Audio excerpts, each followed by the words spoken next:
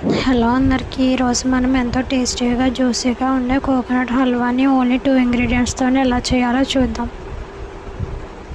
First stove on చేసి pan పెట్టుకొని ఇందులోకి 1 కప్ బెల్లాన్ని అలాగే 2-3 స్పూన్స్ వాటర్ని కూడా యాడ్ చేసుకొని బెల్లం అంతా కరిగే వరకు కరిగించుకోవాలి.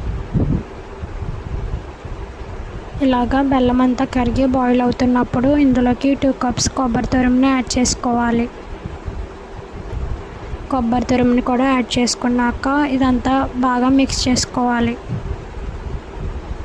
ఒకసారి అంతా మిక్స్ చేసుకున్నాక 5 మినిట్స్ లో ఫ్లేమ్లో వేయించుకోవాలి దగ్గరగా వచ్చే వరకు. ఇలా 5 మినిట్స్ వేయించుకున్నాక స్టవ్ ఆఫ్ చేసి సర్వ్ చేసుకుంటే మనకి ఎంతో టేస్టీగా ఉండే ఓన్లీ 2 ఇంగ్రీడియంట్స్తో చేసిన కోకోనట్ హల్వా రెడీ. మీరు కూడా తప్పకుండా ట్రై చేయండి. Thanks for watching. Bye bye.